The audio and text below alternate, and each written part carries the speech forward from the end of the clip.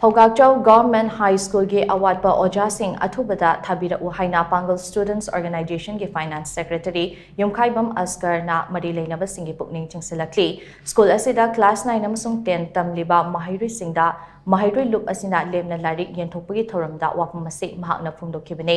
afaba mahairui puthokse afaba khunai oihanse haiba theme asigi makhada PSO na lisang sitna chatharakpa academic campaign gi saruk ama oina lemna larik yenthokpa duda YUMKHAIBAM ASKAR na makhatana hai mahairui chamri yankhairom tamliba school asida supnatagi oja taramanga khaktana mahai masin takpi tambiri oiriba phibam ase mahairui singbo thawoidabagi mami chauna tari lamdam asigi tungi yumbiren oirakadaba mahairui sing ase mahai masin ningthina tambiduna afaba khunai ama ohenna ba hotnaminase mari LEINABA department na Awatpa Oja Shing ase Athubada tharaktrabadi mahairui singal loinana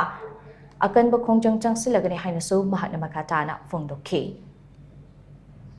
Phoubakchao High School Imphal West manung chana leiba school asi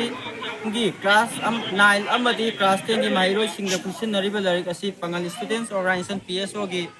afaba mahairoi puthoksi afaba khunai ohensi haiba academic campaign asigi makhasa tharpo oina chhatra singda pijabani aduga school asida watuna leiribo Oja Shing Athubada matamda mari LEINABA education department singna miyang changbinaba pukning chingsanjari masigi makha tarakpada Awatpa Oja Shing Athubada matamda thabiraktaba tarabadi PSO amadi chhatra singga khusam naraga makha kayagi khongjang changchillagani haina PSO gi maikai dagi apin tawjari